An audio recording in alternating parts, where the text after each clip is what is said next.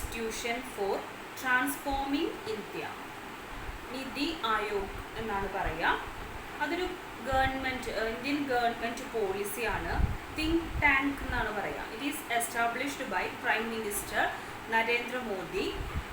ആദ്യം നമ്മൾ പറഞ്ഞിരുന്നു നമുക്ക് പ്ലാനിംഗ് കമ്മീഷനാണ് ആദ്യം ഉണ്ടായിരുന്നത്. അത് ഡിസോൾവ് ചെയ്തതിന് ശേഷം പ്രൈം മിനിസ്റ്റർ നരേന്ദ്രമോദി എസ്റ്റാബ്ലിഷ് ചെയ്തിട്ടുള്ള പുതിയൊരു ഇന്ത്യൻ ഗവൺമെൻറ് പോളിസിയാണ് നിതി ആയോഗ് എന്ന് പറയുന്നത്.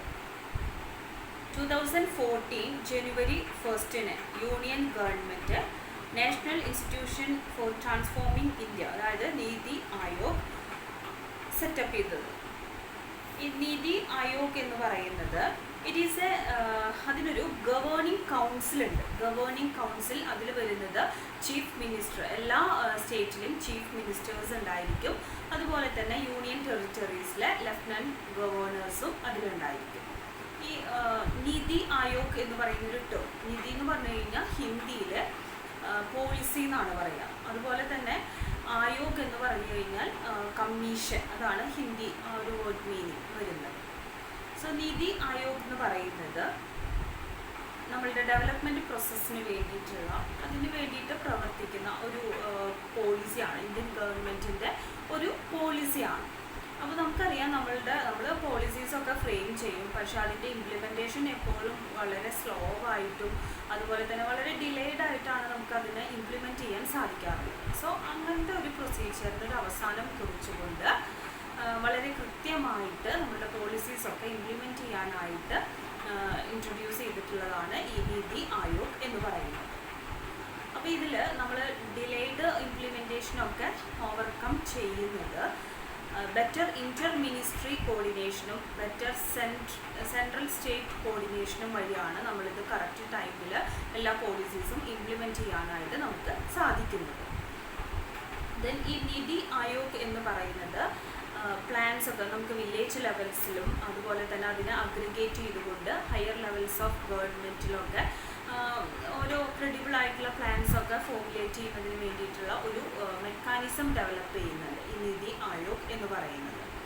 അതിൽ ഏറ്റവും കൂടുതൽ അറ്റൻഷൻ അല്ലെങ്കിൽ അതിലൊരു ഫോക്കസ് കൊടുക്കുന്നത് ഇക്കണോമിക് പ്രോഗ്രസ് ഉണ്ടായിട്ടും അതിൻ്റെ ഒരു ബെനിഫിറ്റും കിട്ടാത്ത നമ്മളുടെ സൊസൈറ്റിയിലുള്ള താഴേക്കിടയിലുള്ള ആളുകളുടെയാണ് കൂടുതലായിട്ടും അത് ഫോക്കസ് ചെയ്യുന്നത്. ദെൻ അതിൽ knowledge creation, innovation, entrepreneurial support system ഒക്കെ ഫോക്കസ് ചെയ്യുന്നതാണ് ഈ നിതി ആയോഗ് എന്ന് പറയുന്നത്. ദെൻ നിതി ആയോഗ് ചെയ്യുന്നത് നമ്മളുടെ പ്രോഗ്രാംസിനെ എങ്ങനെയൊക്കെ നമ്മൾ ഇംപ്ലിമെൻറ്റ് ചെയ്യുന്നു അതിനെ ഇവാലുവേറ്റ് ചെയ്യുന്നുണ്ട്. അതുപോലെ തന്നെ ഓരോ പോളിസീസ് നമ്മൾ ഇംപ്ലിമെൻറ്റ് ചെയ്യുമ്പോൾ അതിനെ മോണിറ്റർ ചെയ്യുക, ടെക്നോളജി അപ്ഗ്രഡേഷൻ കൂടുതലായിട്ട് ഫോക്കസ് ചെയ്യുന്നുണ്ട്, കപ്പാസിറ്റി ബിൽഡിംഗ്, ഇതൊക്കെയാണ് കൂടുതലായിട്ടത് ഫോക്കസ് ചെയ്യുന്നത്. അപ്പോൾ നിതി ആയോഗിനെ പറ്റിയിട്ട് ചെറിയൊരു ഇൻട്രൊഡക്ഷൻ നമുക്ക് കിട്ടി. നിതി ആയോഗ് എന്ന് പറയുന്നത് ഇന്ത്യൻ ഗവൺമെൻറ്റിൻ്റെ ഒരു പോളിസിയാണ്. ഈ പോളിസി പ്രൈം മിനിസ്റ്റർ നരേന്ദ്ര മോദിയാണ് ഇത് എസ്റ്റാബ്ലിഷ് ചെയ്തിട്ടുണ്ടായിരുന്നത്. പ്ലാനിംഗ് കമ്മീഷൻ, അതുവരെ ഉണ്ടായിരുന്ന പ്ലാനിംഗ് കമ്മീഷനെ ഡിസോൾവ് ചെയ്തുകൊണ്ടാണ് ഈ നിതി ആയോഗ് നിലവിൽ വന്നത്. അപ്പോൾ നിതി ആയോഗ് മീൻസ് നിതി എന്ന് പറഞ്ഞു കഴിഞ്ഞാൽ ഹിന്ദിയിൽ അതിനെ പോളിസി എന്ന് പറയും, ആയോഗ് എന്ന് പറഞ്ഞു കഴിഞ്ഞാൽ അതിന് കമ്മീഷനാണ്. സോ നമ്മൾ ഈ ഒരു നിതി ആയോഗ് നമ്മൾ ഇംപ്ലിമെൻറ്റ് ചെയ്യുന്നത് നമ്മളുടെ പല പോളിസീസും കറക്റ്റായിട്ട് നമുക്ക് ഇംപ്ലിമെൻറ്റ് ചെയ്യാൻ വേണ്ടിയിട്ടാണ്. പലപ്പോഴും ഭയങ്കര സ്ലോ ആയിട്ടുള്ള ഡിലേഡ് ഇംപ്ലിമെൻറ്റേഷനാണ് ഉണ്ടാവുക. സോ അതൊക്കെ മാറ്റിക്കൊണ്ട് കറക്റ്റ് ടൈമിൽ നമ്മളുടെ പോളിസീസൊക്കെ ഇംപ്ലിമെൻറ്റ് ചെയ്യുക എന്നുള്ളതാണ്. പിന്നെ അത് ഒരുപാട് കാര്യങ്ങളിൽ അത് ഫോക്കസ് ചെയ്യുന്നത് നമ്മളുടെ ഇക്കണോമിക് പ്രോഗ്രസ് കൊണ്ട് ബെനിഫിറ്റ് ഒന്നും കിട്ടാത്ത താഴേക്കിടയിലുള്ള ആളുകളിനെയാണ് കൂടുതലായിട്ട് അത് ഫോക്കസ് ചെയ്യുന്നത്. അവിടെ നോളജ് ക്രിയേഷൻ നടക്കുന്നുണ്ട്, ഇന്നൊവേഷൻസ്, അതുപോലെ തന്നെ എൻ്റർപ്രനറിയൽ സപ്പോർട്ട് സിസ്റ്റം, ഇതൊക്കെ കൂടെ വരുന്നതാണ് നിതി ആയോഗ് എന്ന് പറയുന്നത്. നമ്മൾ ഓരോ പോളിസീസും ഇംപ്ലിമെൻറ്റ് ചെയ്യുമ്പോൾ അതിനെ ഇവാലുവേറ്റ് ചെയ്യുക, മോണിറ്റർ ചെയ്യുക, അതുപോലെ തന്നെയാണ് നമ്മളുടെ ടെക്നോളജി അപ്ഗ്രഡേഷൻ അത് കൂടുതലായിട്ട് ഫോക്കസ് ചെയ്യുന്നുണ്ട്, കപ്പാസിറ്റി ബിൽഡിംഗ് ഫോക്കസ് ചെയ്യുന്നുണ്ട്. ദെൻ ഇനി നമ്മൾ ഡിസ്കസ് ചെയ്യാൻ പോകുന്നത് എന്തൊക്കെയാണ് ഈ ഒരു നിതി ആയോഗ് നമ്മളുടെ മുന്നിൽ നമുക്ക് മുന്നോട്ട് വയ്ക്കുന്ന ഓപ്പർച്യൂണിറ്റീസ് എന്തൊക്കെയാണ്, അല്ലെങ്കിൽ എന്തൊക്കെയാണ് അതിൻ്റെ ഒബ്ജക്റ്റീവ്സ് എന്ന് പറയുന്നത്. നമുക്ക് ലിസ്റ്റ് ഔട്ട് ചെയ്തിട്ടുണ്ട്, നമുക്ക് നോക്കാം. ഫസ്റ്റ് വൺ പറയുന്നത് it is N administration paradigm. അതൊരു അഡ്മിനിസ്ട്രേഷൻ പാരഡൈമാണ്. അതിൽ ഗവൺമെൻറ് എന്ന് പറയുന്നത് ഗവൺമെൻറ് ഒരു എനേബിളാണ്, അതായത് ഓരോ കാര്യത്തിനും നമ്മളെ പ്രാപ്തരാക്കുന്നവരാണ്, അല്ലാതെ rather than provider of first and last resort. നമ്മളുടെ ആദ്യത്തെയും അവസാനത്തെയും നമ്മളുടെ ഒരു ആശ്രയം എന്നുള്ളതിനെക്കാട്ടിലും കുറച്ചും കൂടെ എക്സ്പാൻഡ് ചെയ്തിട്ട് അതിനെ നമ്മളെ ഓരോ കാര്യങ്ങളും ചെയ്യാൻ പ്രാപ്തരാക്കുന്ന എനേബിളർ എന്ന് പറയുന്ന ഒരു ടേമാണ് നമ്മൾ ഗവൺമെൻറ്റിന് അങ്ങനെയാണ് നോക്കിക്കാണുന്നത് നിതി ആയോഗിനെ. ദെൻ നെക്സ്റ്റ് വൺ പറയുന്നത് ഫുഡ് സെക്യൂരിറ്റി എന്നുള്ളതിൽ നിന്നും പ്രോഗ്രസ് നമ്മൾ അഗ്രികൾച്ചറൽ പ്രൊഡക്ഷൻ്റെ ഒരു മിക്സിനാണ് കൊടുക്കുന്നത്. മാത്രമല്ല എല്ലാ ഫാമേഴ്സിനും അവരുടെ പ്രൊഡ്യൂസിനനുസരിച്ചുള്ള റിട്ടേണും കിട്ടണം. ഇതൊക്കെ ഇതിൻ്റെ ഒബ്ജക്റ്റീവ്സാണ്. ദെൻ നെക്സ്റ്റ് വൺ പറയുന്നത് ഗ്ലോബൽ ബേസിസിലുള്ള ഡിബേറ്റ്സിലും അതുപോലെ ഡെലിബറേഷൻസിലൊക്കെ ഇന്ത്യ ഒരു ആക്റ്റീവ് പ്ലെയർ ആണ് എന്നുള്ളത് എൻഷുർ ചെയ്യുക, ഉറപ്പുവരുത്തുക. ദെൻ നെക്സ്റ്റ് ഒബ്ജക്റ്റീവ് എന്ന് പറയുന്നത് ensure that the economically vibrant middle class remains engaged and its potential is fully realized.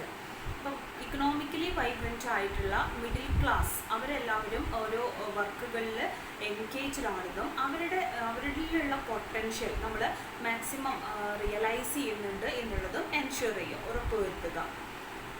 The next objective, leverage India's pool of entrepreneurial, scientific and intellectual human capital. അപ്പോൾ ഇന്ത്യക്ക് ഒരുപാട് resources ഉണ്ട്. അത് technical ആയിരിക്കാം, human resources ആയിരിക്കാം, material resources ആയിരിക്കാം. അപ്പോൾ ഇവിടെ നമ്മൾ പറയുന്നത് നമ്മളുടെ ഹ്യൂമൻ ക്യാപിറ്റൽ എന്ന് പറയുന്നത് വളരെ റിച്ചാണ്. എൻറ്റർപ്രനേറിയൽ സ്കിൽസ് ഉണ്ട്, സയൻറ്റിഫിക് സ്കില്ലുണ്ട്, ഇൻ്റലക്ച്വൽ ആണ് നമ്മളുടെ ഹ്യൂമൻ ക്യാപിറ്റൽ. സോ അതിൻ്റെ അങ്ങനെയുള്ള ആളുകളിനെ നമ്മൾ എന്ത് ചെയ്യണം, മാക്സിമം യൂട്ടിലൈസ് ചെയ്യണം. ലിവറേജ് മീൻസ് മാക്സിമം യൂട്ടിലൈസ് ചെയ്യണം. Then incorporate the significant geo-economic and geo-political strength of the non-resident Indian community. അപ്പോൾ നമുക്ക് ഇന്ത്യക്കാരാണ് പക്ഷേ ഇവിടെ താമസിക്കാത്ത ഇന്ത്യക്കാർ, അതായത് അബ്രോഡുള്ള ആളുകൾ, അങ്ങനത്തെ ഒരു കമ്മ്യൂണിറ്റിയുടെ ജിയോ-ഇക്കണോമിക് ആൻഡ് ജിയോ-പൊളിറ്റിക്കൽ സ്ട്രെങ്ത്തിനെ നമ്മൾ എന്ത് ചെയ്യണം, ഇൻകോർപ്പറേറ്റ് ചെയ്യണം. അതിനൊക്കെ കൂടെ നമ്മുടെ ഗവൺമെൻറ്റിൻ്റെ ഓരോ പോളിസികൾക്ക് വേണ്ടി ഉപയോഗിക്കണം. Use urbanization as an opportunity to create a wholesome and secure habitat through the use of modern technology. Then modern technologies ഒക്കെ യൂസ് ചെയ്തുകൊണ്ട് നമ്മൾ വളരെ ഹെൽത്തി ആയിട്ടുള്ള ഒരു അർബനൈസേഷനൊക്കെ നമ്മളൊരു ഓപ്പർച്യൂണിറ്റി ആയിട്ട് യൂട്ടിലൈസ് ചെയ്യണം എന്നാണ് പറയുന്നത്. Use technology to reduce opacity and potential for misadventures in governance എന്നാണ് പറയുന്നത്. ഒപ്പാസിറ്റി മീൻസ് നമ്മൾ പല കാര്യങ്ങളും ഹൈഡ് ചെയ്ത് വെച്ചിട്ടുണ്ടായിരിക്കും. അതുപോലെ തന്നെ ഗവേണൻസിൻ്റെ ഭാഗമായിട്ട് ഒരു കമ്പനിയൊക്കെ നമ്മൾ റൺ ചെയ്യുന്ന സമയത്ത് നമ്മൾ കുറേ കാര്യങ്ങൾ ഹൈഡ് ചെയ്ത് വെക്കുന്നുണ്ടായിരിക്കും. അതുപോലെ നമ്മുടെ കയ്യിൽ നിന്ന് ഒരുപാട് അബദ്ധങ്ങളൊക്കെ ഉണ്ടായിരിക്കും. സോ അത് ഒക്കെ റെഡ്യൂസ് ചെയ്യാൻ വേണ്ടി നമ്മൾ ഒരുപാട് ടെക്നോളജീസ് നമ്മൾ യൂസ് ചെയ്യും. അപ്പോൾ ഇത്രയും കാര്യങ്ങളാണ് നമ്മൾ ഈ നീതി ആയോഗിൻ്റെ മെയിൻ ഒബ്ജക്റ്റീവ്സ് ആയിട്ട് ഡിസ്കസ് ചെയ്യുന്നത്. അപ്പോൾ എന്തൊക്കെയാണ് ഒബ്ജക്റ്റീവ്സ് എന്ന് പറഞ്ഞു കഴിഞ്ഞാൽ അവിടെ നമ്മൾ ഇറ്റ് ഈസ് ആൻ അഡ്മിനിസ്ട്രേഷൻ പാരഡൈമാണ്. അതായത് അവിടെ നമ്മളൊരു ഗവൺമെൻറ്റിന് ആദ്യത്തെയും ലാസ്റ്റത്തെയും ഒരു ആശ്രയം എന്നുള്ളതിനെക്കാട്ടിലും ഓരോ കാര്യങ്ങൾ ചെയ്യാൻ നമ്മളെ പ്രാപ്തരാക്കുന്ന ഒരു സിസ്റ്റം എന്നുള്ള നിലയിലാണ് നമ്മളവിടെ ഗവൺമെൻറ്റിനെ കാണുന്നത്. സോ ഗവൺമെൻറ് അവിടെ ഒരു എനേബിളറാണ് rather than the first and last resort. Next one പറയുന്നത് ഫുഡ് സെക്യൂരിറ്റിയിൽ നിന്നും മാറി നമ്മളൊരു മിക്സ് ഓഫ് അഗ്രികൾച്ചറൽ പ്രൊഡക്ഷൻ, അതുപോലെ തന്നെ അഗ്രികൾച്ചർ ഫാമേഴ്സിന് അവരുടെ പ്രൊഡ്യൂസിന് റീസണബിൾ ആയിട്ടുള്ളൊരു റിട്ടേൺ, ഇതൊക്കെ ഉറപ്പുവരുത്താം. ദെൻ ഗ്ലോബൽ ബേസിസിലുള്ള ഡിബേറ്റ്സിലും ഡെലിബറേഷൻസിലും ഇന്ത്യയും ഒരു ആക്റ്റീവ് പ്ലെയർ ആണ് എന്നുള്ളത് എൻഷുർ ചെയ്യുക.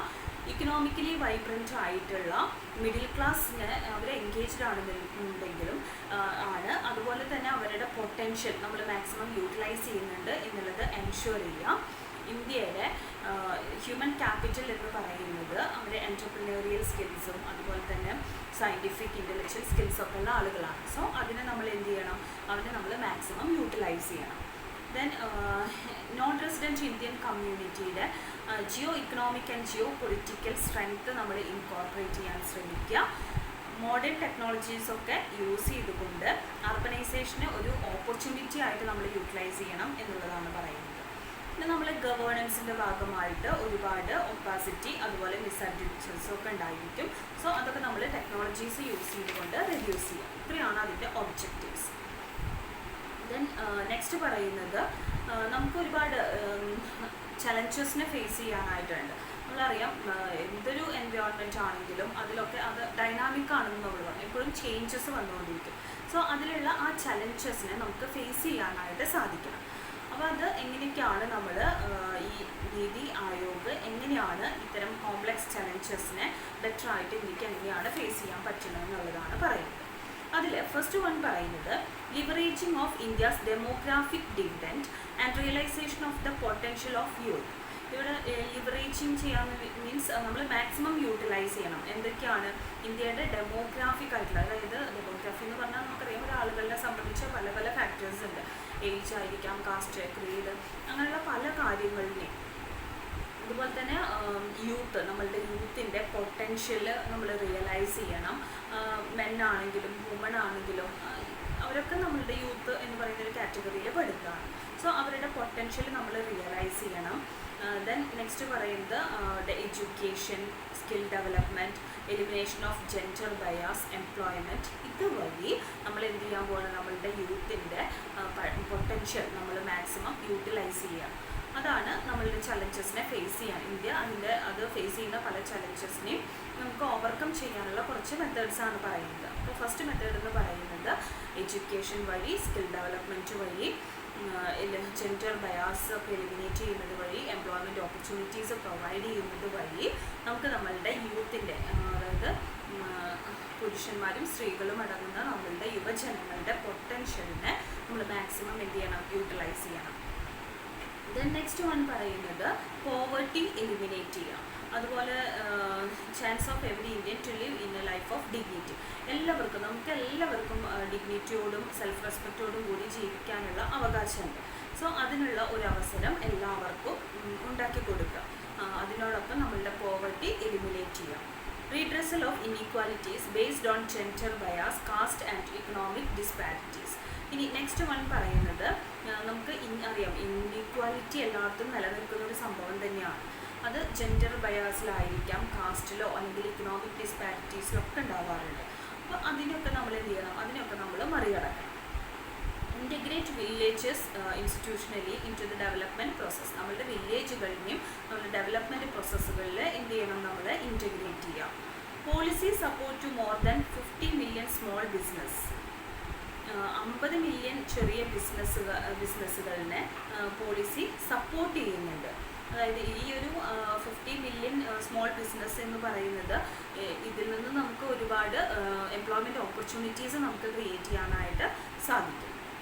Safe guarding our environmental and ecological assets. നമ്മളുടെ ചുറ്റുപാടുള്ള നമ്മളെ എൻവയോൺമെൻറ്റൽ ആൻഡ് ഇക്കോളജിക്കൽ അസറ്റ്സിനെ സേഫ് ഗാർഡ് ചെയ്യും. അപ്പോൾ ഇന്ത്യ അതിൻ്റെ പല കോംപ്ലക്സ് ചലഞ്ചസിനെയും ഫേസ് ചെയ്യുന്നത് ഇത്തരം കാര്യങ്ങൾ ചെയ്തുകൊണ്ടാണ്.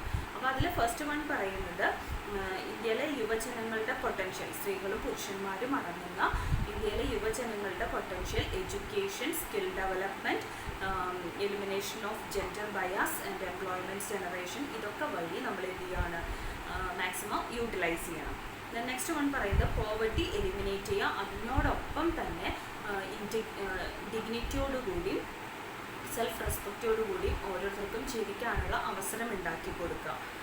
ജെൻഡർ ബയാസിൻ്റെ ബേസിസിലും കാസ്റ്റ്, ഇക്കണോമിക് ഇൻഇക്വാലിറ്റീസിൻ്റെ ഒക്കെ പേരിലുള്ള ആ ഒരു ഇൻഇക്വാലിറ്റി നമ്മൾ എന്ത് ചെയ്യണം, ഓവർകം ചെയ്യണം. ദെൻ വില്ലേജസിനെയും കൂടെ ഡെവലപ്മെൻറ്റ് പ്രോസസ്സിൽ ഇൻകോർപ്പറേറ്റ് ചെയ്യണം. ദെൻ 50 മില്യൺ സ്മോൾ ബിസിനസ്സിനെ പോളിസി സപ്പോർട്ട് ചെയ്യുന്നുണ്ട്. കാരണം ഇതിൽ നിന്നും ഒരുപാട് എംപ്ലോയ്മെൻറ്റ് ജനറേഷൻ നടക്കുന്നുണ്ട്. എന്ന് പറയുന്നത് നമ്മളുടെ എൻവയോൺമെൻറ്റൽ ഇക്കോളജിക്കൽ അസറ്റ്സിനെ സേഫ് ഗാർഡ് ചെയ്യുക. Next topic structure of NITI Aayog, that means NITI Aayog. Structure of NITI Aayog, NITI ആയോഗിൻ്റെ സ്ട്രക്ചറാണ്. അതിൽ ഫസ്റ്റ് വൺ നമുക്ക് പറയാനുള്ളത് ചെയർപേഴ്സൺ എന്ന് പറയുന്നത് നമ്മളുടെ പ്രൈം മിനിസ്റ്റർ ആയിരിക്കും. അതാണ് ഫസ്റ്റ് വൺ. പിന്നെ അതിനൊരു ഗവേണിംഗ് കൗൺസിൽ ഉണ്ടായിരിക്കും. നമ്മൾ ആദ്യം തന്നെ പറഞ്ഞിരുന്നു അതിന് നിതി ആയോഗിനൊരു ഗവേണിംഗ് കൗൺസിൽ ഉണ്ടായിരിക്കും. അതിൽ എല്ലാ സ്റ്റേറ്റിൽ നിന്നുള്ള ചീഫ് മിനിസ്റ്റേഴ്സ് ഉണ്ടായിരിക്കും. യൂണിയൻ ടെറിട്ടറീസിൽ നിന്നുള്ള ലെഫ്റ്റനൻറ്റ് ഗവേണൻസും ഉണ്ടായിരിക്കും. നെക്സ്റ്റ് ഉള്ളത് റീജിയണൽ കൗൺസിലാണ്. അപ്പോൾ ആദ്യം പ്രൈം മിനിസ്റ്റർ ആയിരിക്കും ചെയർമാൻ എന്ന് പറഞ്ഞു. ചെയർപേഴ്സൺ പ്രൈം മിനിസ്റ്റർ ആയിരിക്കും. പിന്നെ ഒരു ഗവേണിംഗ് കൗൺസിൽ, അത് കഴിഞ്ഞാൽ ഒരു റീജിയണൽ കൗൺസിലുണ്ട്. റീജിയണൽ കൗൺസിൽ എന്ന് പറയുന്നത് അതാണ് നമ്മൾ ഇപ്പോൾ ഏതെങ്കിലും ഒരു സ്റ്റേറ്റോ അല്ലെങ്കിൽ ഏതെങ്കിലും റീജിയൻസോ അവർ ഫേസ് ചെയ്യുന്ന പല ഇഷ്യൂസിനെയും കണ്ടിജൻസീസിനെയും ഒക്കെ അഡ്രസ്സ് ചെയ്യാൻ വേണ്ടി ഫോം ചെയ്തിട്ടുള്ളതാണ് ഈ റീജിയണൽ കൗൺസിൽസ് എന്ന് പറയുന്നത്. ഇതിന് ഒരു സ്പെസിഫിക് ഡ്യൂറേഷൻ ഉണ്ടായിരിക്കും. ഇത്ര കാലത്തേക്കാണ് ഈ റീജിയണൽ കൗൺസിൽസ് ഒക്കെ ഫോം ചെയ്യുന്നത്. റീജിയണൽ കൗൺസിൽസ് പ്രൈം മിനിസ്റ്ററാണ് അത് കൺവീൻ ചെയ്യുന്നത്. അതിൽ ചീഫ് മിനിസ്റ്റേഴ്സ്, ഓരോ സ്റ്റേറ്റിലെയും ചീഫ് മിനിസ്റ്റേഴ്സും അതുപോലെ യൂണിയൻ ടെറിട്ടറീസിലെ ലെഫ്റ്റനൻറ്റ് ഗവർണേഴ്സും അതിലുണ്ടായിരിക്കും. അതിൽ these will be chaired by the chairperson of NITI Aayog. NITI ആയോഗിൻ്റെ ചെയർപേഴ്സൺ ആയിരിക്കും അതിൽ അധ്യക്ഷത വഹിക്കുന്നത്, അല്ലെങ്കിൽ അദ്ദേഹത്തിൻ്റെ നോമിനി. പിന്നെ അതിൽ വരുന്നത് എക്സ്പേർട്സ്, സ്പെഷ്യലിസ്റ്റ്, പ്രാക്ടീഷണേഴ്സ്. അതൊക്കെ അവർ ഓരോ ഡൊമൈനിൽ അവരുടേതായിട്ടുള്ള ഓരോ ഡൊമൈനിൽ എക്സ്പേർട്ട് നോളജുള്ള ആളുകളായിരിക്കും പ്രൈം മിനിസ്റ്റേഴ്സ് ഇൻവൈറ്റ് ചെയ്ത് അല്ലെങ്കിൽ അവർ നോമിനേറ്റ് ചെയ്തിട്ടുള്ള ആളുകളായിരിക്കും. പിന്നെ full time organisational frame work ഉണ്ട്. അപ്പോൾ അതിൽ വരുന്നത് വൈസ് ചെയർപേഴ്സൺ. ആദ്യം നമുക്കറിയാം പ്രൈം മിനിസ്റ്റർ ചെയർപേഴ്സണായിട്ട് ആദ്യം ഉണ്ടായിരിക്കും. അതിന് താഴെ വരുന്നതാണ് വൈസ് ചെയർപേഴ്സൺ. മെമ്പേഴ്സ് ഉണ്ടായിരിക്കും, 2 full time members, part time members ഉണ്ടായിരിക്കും. പാർട്ട് ടൈം മെമ്പേഴ്സിൽ maximum of 2 from leading universities research organisation. Leading ആയിട്ടുള്ള റിസർച്ച് യൂണിവേഴ്സിറ്റി ഓർഗനൈസേഷനിൽ നിന്നുള്ള മാക്സിമം 2 പേര്. അതുപോലെ തന്നെ മറ്റുള്ള ഏതെങ്കിലും എക്സ് ഒഫീഷ്യോ കപ്പാസിറ്റി ഉള്ള മറ്റുള്ള ആളുകൾ. പാർട്ട് ടൈം മെമ്പേഴ്സ് എന്ന് പറയുന്നത് റൊട്ടേഷണൽ ബേസിസിലാണ് അവർ വരുന്നത്. പിന്നെ എക്സ് ഒഫീഷ്യോ മെമ്പേഴ്സാണ്, മാക്സിമം 4 മെമ്പേഴ്സാണ് യൂണിയൻ കൗൺസിൽ ഓഫ് മിനിസ്റ്റേഴ്സിൻ്റെ പ്രൈം മിനിസ്റ്റർ നോമിനേറ്റ് ചെയ്യുന്ന മാക്സിമം 4 മെമ്പേഴ്സാണ് എക്സ് ഒഫീഷ്യോ മെമ്പേഴ്സായിട്ട് ഉണ്ടായിരിക്കുക. പിന്നെ ചീഫ് എക്സിക്യൂട്ടീവ് ഓഫീസർ ഉണ്ടായിരിക്കും. പ്രൈം മിനിസ്റ്റർ ഒരു ഫിക്സഡ് ഡ്യൂറേഷനിലേക്ക് അപ്പോയിൻറ്റ് ചെയ്യുന്നതായിരിക്കും. സെക്രട്ടറി റാങ്കിലുള്ള, ഇന്ത്യൻ ഗവൺമെൻറ്റിൻ്റെ സെക്രട്ടറി റാങ്കിലുള്ള ഒരാളായിരിക്കും. Then secretariat as deemed necessary, ഒരു സെക്രട്ടേറിയറ്റും അതിന് അത്യാവശ്യമാണ്. അങ്ങനെയാണ് നമ്മളതിൻ്റെ ഒരു ഫ്രെയിം വർക്ക് നമ്മൾ പറയുന്നത്. അപ്പോൾ സ്ട്രക്ചർ ഓഫ് നിതി ആയോഗ് മനസ്സിലായിട്ടുണ്ടാവും. ആദ്യം ചെയർപേഴ്സണായിട്ട് പ്രൈം മിനിസ്റ്റർ ഉണ്ടായിരിക്കും, പിന്നെ ഗവേണിംഗ് കൗൺസിൽ, പിന്നെ റീജിയണൽ കൗൺസിൽ, പിന്നെ എക്സ്പേർട്ട്, സ്പെഷ്യലിസ്റ്റ് ആൻഡ് പ്രാക്ടീഷണേഴ്സ്, അവരവരുടെ ഡൊമൈനിൽ നോളജുള്ള ആളുകളായിരിക്കും. പിന്നെ ഫുൾ ടൈം ഓർഗനൈസേഷണൽ ഫ്രെയിം വർക്കാണ്. അതിൽ ചെയർപേഴ്സണായിട്ട് പ്രൈം മിനിസ്റ്റർ എന്തായാലും ഉണ്ടാവും. അതിന് താഴെ vice chairperson, 2 full time members, part time members ഉണ്ടായിരിക്കും, ex officio members, chief executive officer, secretariat. Next one, functions of NITI Aayog. എന്താണ് ഈ നിതി ആയോഗിൻ്റെ ഫങ്ഷൻസ്? അതിൽ ഫസ്റ്റ് വൺ പറയുന്നത് കോപ്പറേറ്റീവ് ആൻഡ് കോമ്പറ്റിറ്റീവ് ഫെഡറലിസം. അതിൽ തന്നെ 3 പോയിന്റ്സ് നമുക്ക് ലിസ്റ്റ് ഔട്ട് ചെയ്യുന്നുണ്ട്. Primary platform for operationalising cooperative federalism by enabling state to have active participation in the formulation of national policy. Primary platform for operationalizing cooperative federalism. Cooperative federalism operate ചെയ്യുന്നതിന് ഒരു primary platform ഉണ്ട്. അതിൽ national policy frame ചെയ്യുന്നതിൽ, അതിൽ ഫോർമുലേഷനിൽ ആക്റ്റീവായിട്ടുള്ള participation സ്റ്റേറ്റിനുണ്ടായിരിക്കും. അതുപോലെ തന്നെ ഒരു time bounded ആയിട്ട്, മീൻസ് സമയബന്ധിതമായിട്ട് ഈ കാര്യങ്ങളൊക്കെ ക്വാണ്ടിറ്റേറ്റീവായിട്ടും ക്വാളിറ്റേറ്റീവായിട്ടും ഈ കാര്യങ്ങളൊക്കെ നമ്മൾ ഇംപ്ലിമെൻറ്റ് ചെയ്യും. ദെൻ സെക്കൻഡ് വൺ പറയുന്നത് replacement of the one way flow of policy from centre to state. One way, അതായത് ഒരു പോളിസിയുടെ വൺ വേ ഫ്ലോയിൽ നിന്നും അതിനെ മാറ്റി സെൻറ്റർ ടു സ്റ്റേറ്റ് എന്നുള്ള ഒരു കോൺസെപ്റ്റിലേക്ക് അതിനെ റീപ്ലേസ് ചെയ്യുക. സിസ്റ്റമാറ്റിക് ആയിട്ടുള്ള, സ്ട്രക്ചേർഡ് ആയിട്ടുള്ള ഒരു ഇൻട്രാക്ഷൻ, അതായത് യൂണിയനും സ്റ്റേറ്റ് ഗവൺമെൻറ്റ്സും തമ്മിൽ അവിടെ നടക്കും. സോ നമുക്ക് ഡെവലപ്മെൻറ്റൽ ഇഷ്യൂസിനെ പറ്റി കുറച്ചും കൂടെ ബെറ്റർ ആയിട്ട് കാര്യങ്ങൾ മനസ്സിലാക്കാനും അതുപോലെ തന്നെ സ്ട്രാറ്റജീസും അതിൻ്റെ മെക്കാനിസം ഇംപ്ലിമെൻറ്റ് ചെയ്യുന്നതിനെ പറ്റിയിട്ടൊക്കെ ഒരു പൊതുസമ്മതത്തിൽ, മ്യൂച്വൽ അണ്ടർസ്റ്റാൻഡിങ്ങിലേക്ക് നമുക്ക് എത്തിച്ചേരാനായിട്ട് സാധിക്കും. Then cooperation would be further enhanced by the vibrancy of competitive federalism. ഇനി അതിന് അവിടെ കോപ്പറേഷൻ നമുക്ക് അത്യാവശ്യമാണ്. അപ്പോൾ ഈ കോപ്പറേഷനെ നമുക്കൊന്നും കൂടെ എൻഹാൻസ് ചെയ്യാനായിട്ട് സാധിക്കുന്നുണ്ട്. അപ്പോൾ അവിടെ സെൻറ്റർ സ്റ്റേറ്റുമായിട്ടും കോമ്പറ്റ് ചെയ്യും, സ്റ്റേറ്റ് സെൻറ്ററുമായിട്ടൊക്കെ കോമ്പറ്റ് ചെയ്യുന്നുണ്ട്. അത് മാത്രമല്ല സ്റ്റേറ്റുകൾ തമ്മിൽ കോമ്പറ്റീഷൻ നടക്കുന്നുണ്ട്. ഇതിൻ്റെയൊക്കെ ഒരു അൾട്ടിമേറ്റ് റിസൾട്ട് എന്ന് പറയുന്നത് നമ്മളുടെ നാഷണൽ ഡെവലപ്മെൻറ്റ് തന്നെയാണ്. സോ നമ്മളുടെ first function cooperative and competitive ഫെഡറലിസമാണ്. ഇനി സെക്കൻഡ് ഫങ്ഷൻ എന്ന് പറയുന്നത് ഷെയർഡ് നാഷണൽ അജണ്ട. ഇനി നാഷണൽ ഡെവലപ്മെൻറ്റ് പ്രയോറിറ്റീസും അതിൻ്റെ സ്ട്രാറ്റജീസും അതിന് നമുക്കൊരു വിഷൻ, ഒരു കാഴ്ചപ്പാടുണ്ടായിരിക്കും. അത് സ്റ്റേറ്റിൻ്റെയൊക്കെ ഇൻവോൾവ്മെൻറ്റോട് കൂടിയിട്ടാണ് നമ്മളതിനെ ഒരു വിഷൻ നമ്മൾ ഫോം ചെയ്യുന്നത്. ദെൻ അതൊരു നാഷണൽ അജണ്ടയ്ക്കുള്ള ഒരു ഫ്രെയിം വർക്ക് കൂടിയാണ്. പ്രൈം മിനിസ്റ്ററും ചീഫ് മിനിസ്റ്റേഴ്സും ഒക്കെ കൂടിയിട്ടാണ് അതവിടെ ഇംപ്ലിമെൻറ്റ് ചെയ്യുന്നത്. Next, States best friend at the centre. Then ഈ സ്റ്റേറ്റിനൊക്കെ, അതായത് അവർ ഫേസ് ചെയ്യുന്ന പല ചലഞ്ചസിനെയും അഡ്രസ്സ് ചെയ്യാൻ നമ്മൾ സ്റ്റേറ്റുകളിനെ സഹായിക്കുന്നുണ്ട്. ദെൻ അവർക്ക് ഒരുപാട് സ്ട്രെങ്ത്തും കോമ്പറ്റേറ്റീവ് അഡ്വാൻറ്റേജസ് ഒക്കെ ഇതുവഴി നമുക്ക് പ്രൊവൈഡ് ചെയ്യാനായിട്ട് സാധിക്കും. മിനിസ്ട്രീസ് തമ്മിലുള്ള കോർഡിനേഷൻ, അവരുടെ ഐഡിയാസൊക്കെ തമ്മിൽ അവർ ഷെയർ ചെയ്യുക, കൺസൾട്ടൻസി സപ്പോർട്ട് കൊടുക്കുക, ബിൽഡിംഗ് കപ്പാസിറ്റി കൊടുക്കുക, അങ്ങനെ സ്റ്റേറ്റും അതുപോലെ തന്നെ സെൻട്രലും തമ്മിൽ യോജിച്ച് പ്രവർത്തിക്കുക. നെക്സ്റ്റ് വൺ ഡീസെൻട്രലൈസ്ഡ് പ്ലാനിംഗ് ആണ്. നെക്സ്റ്റ് ഫംഗ്ഷൻ എന്ന് പറയുന്നത് ഡീസെൻട്രലൈസ്ഡ് പ്ലാനിംഗ് ആണ്. ഇപ്പോൾ restructure the planning process into a bottom up model. Planning പ്രോസസ്സിനെ നമ്മളൊരു ബോട്ടം ടു അപ്പ് എന്ന് പറയുന്ന ഒരു മോഡലിലേക്ക് അതിനെ റീസ്ട്രക്ചർ ചെയ്യണം. ദെൻ സ്റ്റേറ്റിനെ നമ്മൾ എംപവർ ചെയ്യുക, സ്റ്റേറ്റിനെ നമ്മൾ ഗൈഡ് ചെയ്യണം. കുറച്ചും കൂടെ നമ്മളുടെ ലോക്കൽ ഗവൺമെൻറ് ഒന്നും കൂടെ എംപവർ ആവാൻ വേണ്ടിയിട്ട് നമ്മളതിനെ ഗൈഡ് ചെയ്യണം. ദെൻ നെക്സ്റ്റ് വൺ പറയുന്നത് ക്രെഡിബിൾ ആയിട്ടുള്ള പ്ലാൻസ് ഒക്കെ ഫോർമുലേറ്റ് ചെയ്യാനായിട്ട് അതിനാവശ്യമായിട്ടുള്ള മെക്കാനിസംസ് ഡെവലപ്പ് ചെയ്യുക. അത് മെയിനായിട്ടും വില്ലേജ് ലെവലിലാണ് ഫോക്കസ് ചെയ്യുന്നത്. പിന്നീട് അത് നമുക്ക് ഗവൺമെൻറ്റിൻ്റെ ഒരു ഹയർ ലെവലിലേക്ക് എത്തിക്കാനായിട്ട് സാധിക്കും. ദെൻ നെക്സ്റ്റ് വൺ പറയുന്നത് വിഷൻ ആൻഡ് സിനറിയോ പ്ലാനിംഗ് ആണ്. അതിൽ പറയുന്നത് medium and long term strategic frame work എല്ലാ സെക്ടേഴ്സിലും നമ്മൾ ഡിസൈൻ ചെയ്യും. Then identify the critical gaps and harness untapped potentialities. അപ്പോൾ നമ്മൾ യൂട്ടിലൈസ് ചെയ്യാത്ത പൊട്ടൻഷ്യാലിറ്റീസ് ഉണ്ടായിരിക്കും, അതിനെ എഫക്റ്റ് ചെയ്യുന്ന ക്രിട്ടിക്കൽ ഗ്യാപ്പും അതിനെന്തൊക്കെയാണോ അവിടുത്തെ ഹിൻഡ്രൻസ് തടസ്സങ്ങളായിട്ട് നിൽക്കുന്നത് അത് ഐഡൻറ്റിഫൈ ചെയ്യാം. ദെൻ നമ്മളുടെ മിഡ് കോഴ്സ് റീകാലിബ്രേഷൻ, അതായത് നമുക്ക് അവിടെ ചിലപ്പോൾ ചേഞ്ചസ് ഒക്കെ വരുത്തേണ്ടതായിട്ട് വരും. ഈ ചേഞ്ചസിനെയൊക്കെ നമ്മൾ എന്ത് ചെയ്യണം, കണ്ടിന്യൂസ്ലി നമ്മൾ മോണിറ്റർ ചെയ്തുകൊണ്ടിരിക്കണം. മാത്രമല്ല നമ്മളുടെ എമർജിങ് ചലഞ്ചസിനെ നമുക്ക് ഫേസ് ചെയ്യാൻ, അഡ്രസ്സ് ചെയ്യാനായിട്ടും പുതിയ പുതിയ ട്രെൻഡുകൾ കൊണ്ടുവരാനും ഒക്കെ നമുക്ക് എന്ത് ആവശ്യമാണ്, ഈ വരുന്ന നമ്മളുടെ മുന്നിൽ നമ്മൾ ഫേസ് ചെയ്തുകൊണ്ടിരിക്കുന്ന നെസസറി ചേഞ്ചസിനെ നമ്മൾ മോണിറ്റർ ചെയ്തുകൊണ്ടിരിക്കണം.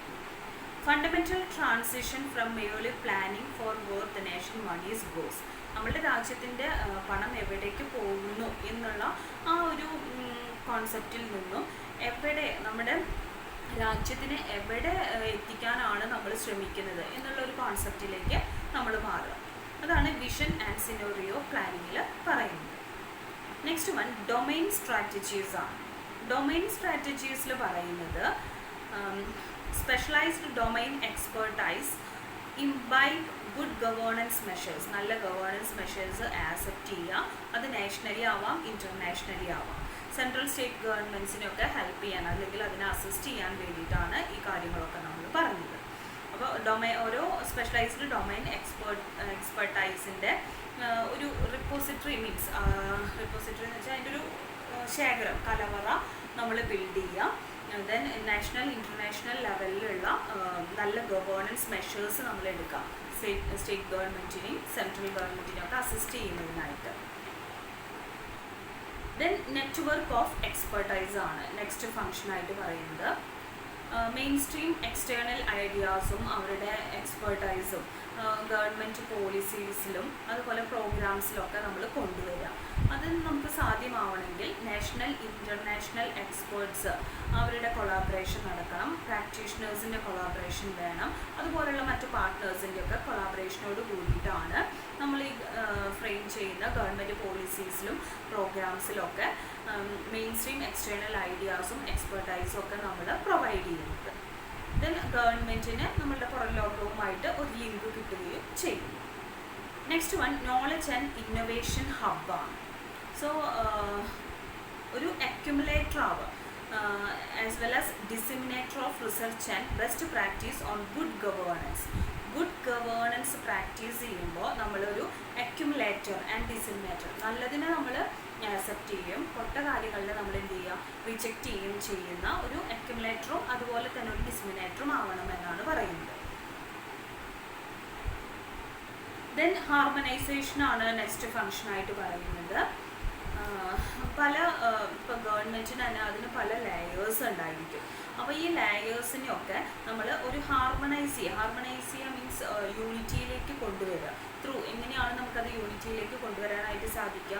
Through communication, coordination, collaboration and convergence means പൊതുസമ്മതത്തോടൊക്കെ കൂടിയിട്ട് എല്ലാ stakeholders means interested parties, shareholders ആവാം, എംപ്ലോയീസ് ആവാം, ക്രെഡിറ്റേഴ്സ് ആയിരിക്കാം, സപ്ലയേഴ്സ് ഒക്കെ ആവാം. അപ്പോൾ ഇങ്ങനെയുള്ള എല്ലാ സ്റ്റേക്ക് ഹോൾഡേഴ്സിനെയും അവരുടെ കമ്മ്യൂണിക്കേഷൻ, അവരുടെ കോർഡിനേഷൻ, കൊളാബറേഷൻ ഇങ്ങനെയുള്ള കാര്യങ്ങളൊക്കെ നമ്മൾ എന്ത് ചെയ്യണം, ഇതിനൊക്കെ ഒരുമിച്ച് ചേർത്തുകൊണ്ട് നമ്മൾ എല്ലാ ആക്ഷൻസിനെയും എല്ലാ പ്രവർത്തനങ്ങളെയും നമ്മൾ യുണൈറ്റ് ചെയ്യണം. ദെൻ നമുക്ക് ഇതെല്ലാം കൂടെ ഒത്തുചേരുമ്പോൾ അവിടെ ഒരു ഇൻറ്റഗ്രേറ്റഡ് ആയിട്ടുള്ള അല്ലെങ്കിൽ ഒരു ഹോളിസ്റ്റിക് ആയിട്ടുള്ള അപ്രോച്ച് നമ്മളുടെ ഡെവലപ്മെൻറ്റിന് കൈവരും.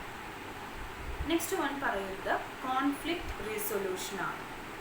Then intersectoral, interdepartmental, interstate as well as central state issues ഒക്കെ ഉണ്ടായിരിക്കും. അപ്പോൾ ഇതൊക്കെ തമ്മിൽ ഒരു മ്യൂച്വൽ റെസൊല്യൂഷനുള്ള ഒരു പ്ലാറ്റ്ഫോം പ്രൊവൈഡ് ചെയ്യുക.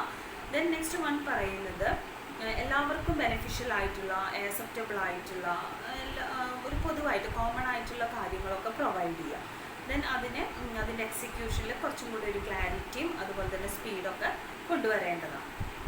Then the next one is coordinating the interface with the world. Interface അതായത് നമ്മളെ ലോകത്തിനെ മുഴുവൻ ഇൻ്റർഫേസ് ചെയ്യുക, പരസ്പരം ബന്ധിപ്പിക്കുക, പല കാരണങ്ങൾ കൊണ്ടും കോർഡിനേറ്റ് ചെയ്ത് അതിന് തമ്മിൽ ഇൻ്റർ കണക്റ്റഡ് ആക്കുക. ദെൻ ഇൻറ്റേർണൽ കൺസൾട്ടൻസി ആണ് നെക്സ്റ്റ് വൺ പറയുന്നത്. ഈ നീതി ആയോഗ് എന്ന് പറയുന്നത് ഒരു ഇൻറ്റേർണൽ കൺസൾട്ടൻസി പ്രൊവൈഡ് ചെയ്യുന്നുണ്ട് സെൻട്രൽ സ്റ്റേറ്റ് ഗവൺമെൻറ്റ്സിന്. പോളിസി അതുപോലെ തന്നെ പ്രോഗ്രാം ഡിസൈൻസ് ഒക്കെ ചെയ്യുന്ന കാര്യങ്ങളിൽ ഒരുപാട് ഇൻറ്റേർണൽ കൺസൾട്ടൻസി പ്രൊവൈഡ് ചെയ്യുന്നുണ്ട്. നെക്സ്റ്റ് കപ്പാസിറ്റി ബിൽഡിംഗ് ആണ്. കപ്പാസിറ്റി ബിൽഡിങ്ങിൽ നമ്മൾ പറയുന്നത് കപ്പാസിറ്റി ബിൽഡിങ്ങും അതുപോലെ ടെക്നോളജി അപ്ഗ്രഡേഷനും ഒക്കെ ഗവൺമെൻറ്റുകൾക്കിടയിൽ നടക്കുന്ന ഒരു കാര്യമാണ്. മാനേജീരിയൽ ടെക്നിക്കൽ നോ ഹൗസ് ഒക്കെ പ്രൊവൈഡ് ചെയ്യുന്നുണ്ട്. മോണിറ്ററിങ് ആൻഡ് ഇവാലുവേഷൻ ആണ് നെക്സ്റ്റ് ഫംഗ്ഷനായിട്ട് പറയുന്നത്. അപ്പോൾ നമ്മളുടെ പോളിസീസും നമ്മളുടെ പ്രോഗ്രാംസും ഇതിനൊക്കെ മോണിറ്റർ ചെയ്യുക, ഇതിനെ ഇവാലുവേറ്റ് ചെയ്യുക. അപ്പോൾ ഇങ്ങനെയുള്ള പോളിസീസൊക്കെ നമ്മൾ ഇംപ്ലിമെൻറ്റ് ചെയ്യുമ്പോൾ അത് എങ്ങനെയാണ് നമ്മളുടെ പെർഫോമൻസിനെ ബാധിക്കുന്നത്, എന്തായിരിക്കും അതിൻ്റെ ഒരു ഇമ്പാക്റ്റ് എന്നുള്ളത് നമ്മൾ ഇവാലുവേറ്റ് ചെയ്യണം. ദെൻ അപ്പോൾ അതിൽ നിന്നും നമുക്ക് എന്തെങ്കിലും നമ്മൾ ഒരു പോളിസി ഇംപ്ലിമെൻറ്റ് ചെയ്യുമ്പോൾ ഏതെങ്കിലും തരത്തിലുള്ള വീക്ക്നെസ് ഉണ്ട് എന്നുണ്ടെങ്കിൽ അത് ഐഡൻറ്റിഫൈ ചെയ്യാനും അത് ഓവർകം ചെയ്യാനുള്ള കറക്റ്റീവ് മെഷേഴ്സ് എടുക്കാനും നമുക്ക് സാധിക്കും. ദെൻ നമുക്ക് എഫിഷ്യൻ്റായിട്ടും ഇഫക്റ്റീവ്നെസ് ആയിട്ടും നമുക്കൊരു പോളിസീനെ ശരിയായ പാതയിലേക്ക് നയിച്ച് അതിനെ പ്രോപ്പറായിട്ട് ഇംപ്ലിമെൻറ്റ് ചെയ്യാനായിട്ട് സാധിക്കും. അപ്പോൾ ഇത്രയാണ് നമ്മളുടെ നീതി ആയോഗിൻ്റെ ഫങ്ഷൻസ് ആയിട്ട് നമ്മൾ പറയുന്നത്. നമുക്കൊന്നും കൂടി ലിസ്റ്റ് ഔട്ട് ചെയ്യാം.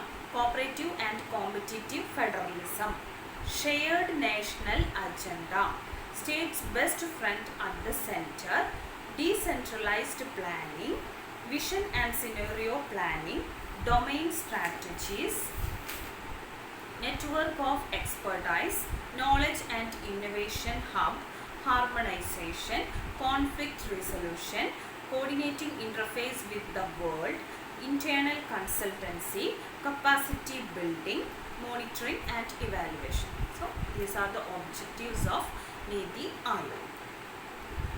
Then next our topic is Planning Commission and Niti Aayog. അപ്പോൾ ഇനി നമ്മൾ ഡിസ്കസ് ചെയ്യാൻ പോകുന്നതാണ് പ്ലാനിംഗ് കമ്മീഷനും നീതി ആയോഗും തമ്മിലുള്ള ഡിഫറൻസ് നമ്മൾ ഓൾറെഡി പറഞ്ഞു. ആദ്യ കാലഘട്ടങ്ങളിലെ പ്ലാനിംഗ് കമ്മീഷനാണ് നിലവിലുണ്ടായിരുന്നത്. അതിനെ ഡിസോൾവ് ചെയ്തുകൊണ്ട് റീപ്ലേസ് ചെയ്തതാണ് നീതി ആയോഗ് എന്ന് പറയുന്നത്. സോ എന്താണ് ഈ പ്ലാനിംഗ് കമ്മീഷനും നീതി ആയോഗും തമ്മിലുള്ള ഡിഫറൻസ് എന്നുള്ളത് നമുക്ക് നോക്കാം. The new National Institution for Transforming India, that means the Niti Aayog, അത് will act more like a think tank or forum. അത് കൂടുതലായിട്ടും ഇപ്പോൾ തിങ്ക് ടാങ്ക് എന്ന് നമുക്ക് പറഞ്ഞു കഴിഞ്ഞാൽ ഒരു പോളിസിക്ക് വേണ്ടിയിട്ടുള്ള ഒരു ഫോറം, അതിനെയാണ് നമ്മൾ നീതി ആയോഗ് ഒരു ഫോറമായിട്ട് അല്ലെങ്കിൽ ഒരു തിങ്ക് ടാങ്ക് ആയിട്ടാണ് പ്രവർത്തിക്കുന്നത്. Then 5 year plans. അതേസമയം കമ്മീഷൻ എന്ന് പറയുന്നത് അതിൽ 5 year പ്ലാൻസ് വരുന്നുണ്ട്. അതുപോലെ ഓരോ ഇക്കണോമിക് ടാർഗറ്റുകൾക്കും നല്ല രീതിയിൽ അതിൻ്റെ റിസോഴ്സുകളിനെ അലോക്കേറ്റ് ചെയ്യലാണ് കമ്മീഷനിൽ നടക്കുന്നത്. അപ്പോൾ ഫസ്റ്റ് ഡിഫറൻസ്, നീതി ആയോഗ് എന്ന് പറയുന്നത് ഒരു തിങ്ക് ടാങ്ക് അല്ലെങ്കിൽ ഒരു ഫോറം എന്നുള്ളതാണ്. ദെൻ അതേസമയം പ്ലാനിംഗ് കമ്മീഷൻ എന്ന് പറയുന്നത് അതിൽ 5 year പ്ലാൻസ് വരുന്നുണ്ട്. ഇക്കണോമിക് ടാർഗറ്റുകൾ അച്ചീവ് ചെയ്യാനായിട്ടുള്ള റിസോഴ്സിന് അലോക്കേഷനും അതിൽ തന്നെയാണ് വരുന്നത്. ഇനി സെക്കൻഡ് ഡിഫറൻസ് എന്ന് പറയുന്നത്, നീതി ആയോഗിലെ സ്റ്റേറ്റ് ഗവൺമെൻറ്റ്സ് ഒക്കെ ഒരു ഇമ്പോർട്ടൻ്റ് ആയിട്ടുള്ള റോള് ചെയ്യുന്നുണ്ട്. പ്ലാനിംഗ് കമ്മീഷനുള്ളതിനേക്കാട്ടിലും കൂടുതൽ റോള് ഇതിൽ വരുന്നുണ്ട്, നീതി ആയോഗിൽ വരുന്നുണ്ട്. അപ്പോൾ ഫസ്റ്റ് ഡിഫറൻസ് നമ്മൾ പറഞ്ഞു, നീതി ആയോഗ് എന്ന് പറയുന്നത് ഒരു തിങ്ക് ടാങ്ക് ഓർ ഫോറമാണ്. പ്ലാനിംഗ് കമ്മീഷനിൽ 5 year പ്ലാൻസ് വരുന്നുണ്ട്. ഇക്കണോമിക് ടാർഗറ്റുകൾ അച്ചീവ് ചെയ്യാനുള്ള റിസോഴ്സസിൻ്റെ അലോക്കേഷനും വരുന്നുണ്ട്. ഇനി നീതി ആയോഗിൽ സ്റ്റേറ്റ് ഗവൺമെൻറ്റ്സിന് പ്ലാനിംഗ് കമ്മീഷനിൽ ഉള്ളതിനേക്കാൾ കൂടുതൽ റോളുണ്ട്.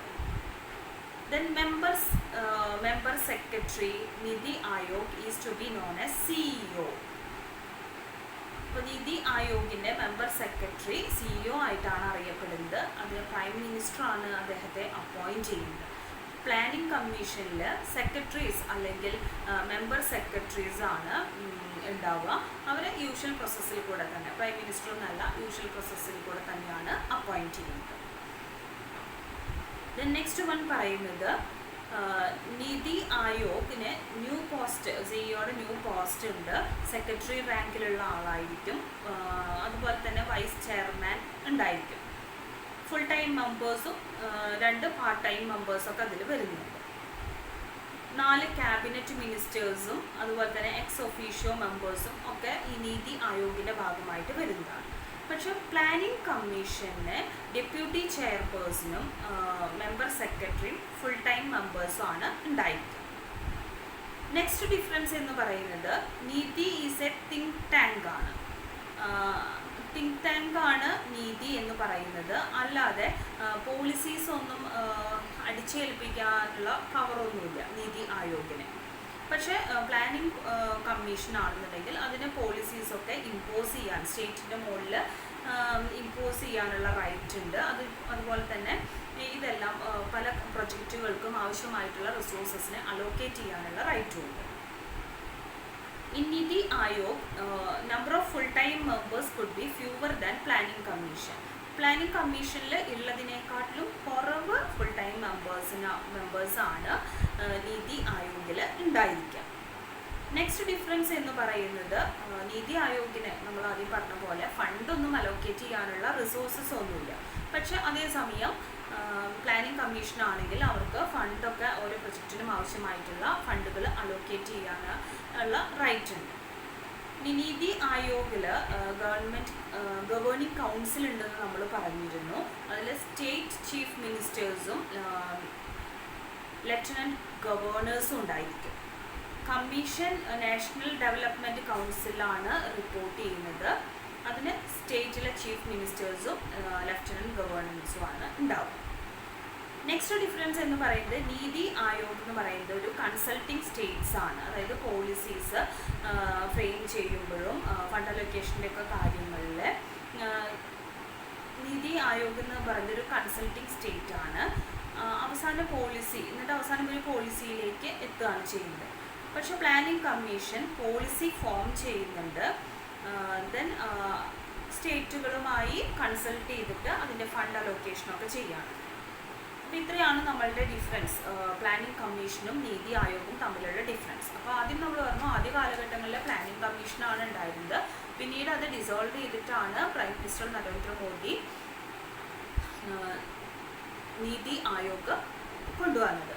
സോ അതിൻ്റെ ഡിഫറൻസിൽ ഫസ്റ്റ് വൺ പറയുന്നത്, NITI Aayog act like A think tank or forum. പക്ഷേ പ്ലാനിംഗ് കമ്മീഷൻ ആണെങ്കിൽ അതിൽ 5 ഇയർ പ്ലാൻസും ഇക്കണോമിക് ടാർഗറ്റിന് വേണ്ടിയിട്ടുള്ള റിസോഴ്സ് അലോക്കേഷനും നടക്കുന്നുണ്ട്. സെക്കൻഡ് ഡിഫറൻസിൽ പറയുന്നത്, പ്ലാനിംഗ് കമ്മീഷനിൽ ഉള്ളതിനേക്കാട്ടിലും കൂടുതൽ റോള് സ്റ്റേറ്റ് ഗവൺമെൻറ്റ്സിൽ നീതി ആയോഗിൽ ഉണ്ടായിരിക്കും. മെമ്പർ സെക്രട്ടറി നീതി ആയോഗിലെ മെമ്പർ സെക്രട്ടറി CEO ആയിട്ടാണ് അറിയപ്പെടുന്നത്. അദ്ദേഹത്തെ അപ്പോയിൻറ്റ് ചെയ്യുന്നത് പ്രൈം മിനിസ്റ്റർ ആയിരിക്കും. പ്ലാനിംഗ് കമ്മീഷനിലെ സെക്രട്ടറീസോ അല്ലെങ്കിൽ മെമ്പർ സെക്രട്ടറീസോ ഒക്കെ ആയിരിക്കും അവരെ യൂഷ്വൽ പ്രൊസീജിയറിൽ കൂടിയാണ് അപ്പോയിൻറ്റ് ചെയ്യുന്നത്. നീതി ആയോഗിൽ സിഒയുടെ ന്യൂ പോസ്റ്റ് സെക്രട്ടറി റാങ്കിലുള്ള ആളായിരിക്കും. വൈസ് ചെയർപേഴ്സണും ഉണ്ടാകും. 5 ഫുൾ ടൈം മെമ്പേഴ്സ് ഉണ്ടായിരിക്കും, 2 പാർട്ട് ടൈം മെമ്പേഴ്സ് ഉണ്ടായിരിക്കും, 4 ക്യാബിനറ്റ് മിനിസ്റ്റേഴ്സ് എക്സ് ഒഫീഷ്യോ മെമ്പേഴ്സായിട്ട് സെർവ് ചെയ്യുന്നുണ്ടായിരിക്കും. പക്ഷെ പ്ലാനിംഗ് കമ്മീഷനിൽ deputy chairperson, member secretary full time മെമ്പേഴ്സാണ് ഉണ്ടാവുക. നിധി എന്ന് പറയുന്നത് തിങ്ക് ടാങ്ക് ആണ്. അവർക്ക് പോളിസീസ് ഒന്നും ഇമ്പോസ് ചെയ്യാനുള്ള റൈറ്റ് ഒന്നുമില്ല. പക്ഷെ പ്ലാനിംഗ് കമ്മീഷന് പോളിസീസ് ഇമ്പോസ് ചെയ്യാനും അതിനാവശ്യമായിട്ടുള്ള ഫണ്ട് അലോക്കേറ്റ് ചെയ്യാനുമുള്ള റൈറ്റ് ഉണ്ട്. നീതി ആയോഗിലെ ഫുൾ ടൈം മെമ്പേഴ്സ് പ്ലാനിംഗ് കമ്മീഷനെക്കാട്ടിലും കുറവായിരിക്കും. ദെൻ നെക്സ്റ്റ് ഡിഫറൻസ് എന്ന് പറയുന്നത്, നീതി ആയോഗിനെ ഫണ്ട് അലോക്കേറ്റ് ചെയ്യാനുള്ള റൈറ്റ് ഒന്നും ഉണ്ടാവില്ല. പക്ഷേ പ്ലാനിംഗ് കമ്മീഷന് ഗവൺമെൻറ്റിലേക്ക് ഫണ്ട് അലോക്കേറ്റ് ചെയ്യാനൊക്കെ ഉള്ള റൈറ്റ് ഉണ്ട്. നീതി ആയോഗിൽ ഗവേണിംഗ് കൗൺസിൽ ഉണ്ടായിരിക്കും. അതിൽ എല്ലാ സ്റ്റേറ്റിലും ചീഫ് മിനിസ്റ്റേഴ്സും ലെഫ്റ്റനൻറ്റ് ഗവർണേഴ്സും ഉണ്ടായിരിക്കും. കമ്മീഷൻ NDCക്കാണ് റിപ്പോർട്ട് കൊടുക്കുക. ആൻഡ് സ്റ്റേറ്റ് ചീഫ് മിനിസ്റ്റേഴ്സും ലെഫ്റ്റനൻറ്റ് ഗവർണേഴ്സും ഉണ്ടായിരിക്കും. ഇനി നീതി ആയോഗ് എന്ന് പറയുന്നത് ഒരു കൺസൾട്ടിങ് സ്റ്റേറ്റ് ആണ്. പോളിസീസൊക്കെ ഫ്രെയിം ചെയ്യുന്ന ഒരു കൺസൾട്ടിങ് സ്റ്റേറ്റ് ആണ്. ആൻഡ് ഡിസൈഡിങ് ഓൺ ഫണ്ട് അലോക്കേഷനെ പറ്റിയിട്ട് ഡിസിഷൻസ് ഒക്കെ എടുക്കും. എന്നിട്ട് അവസാനം ഒരു പോളിസിയിലേക്ക് എത്തുകയാണ് ചെയ്യുന്നത്. പക്ഷേ പ്ലാനിംഗ് കമ്മീഷൻ ആദ്യം പോളിസി ക്രിയേറ്റ് ചെയ്യും, എന്നിട്ട് സ്റ്റേറ്റുമായിട്ട് കൺസൾട്ട് ചെയ്തതിന് ശേഷം ഫണ്ട് അലോക്കേഷൻ ചെയ്യും. സോ ഇത്രയാണ് ഇന്നത്തെ നമ്മളുടെ ക്ലാസ്സിൽ നമ്മൾ കവർ ചെയ്തത്. സോ ഇതിൽ നീതി ആയോഗിനെ പറ്റിയിട്ടാണ് നമ്മൾ പഠിച്ചത്. NITI Aayog national institution for transforming India ആണ്. അതിൻ്റെ ഒബ്ജക്റ്റീവ്സ് ഡിസ്കസ് ചെയ്തിട്ടുണ്ട്. എങ്ങനെയായിരിക്കും അതിൻ്റെ ഒരു സ്ട്രക്ചർ എന്ന് പറഞ്ഞു. ഫങ്ഷൻസ് ഓഫ് നീതി ആയോഗ് പറഞ്ഞു. ദെൻ എന്താണ് പ്ലാനിംഗ് കമ്മീഷനും നീതി ആയോഗും തമ്മിലുള്ള difference. So that's for today. Thank you.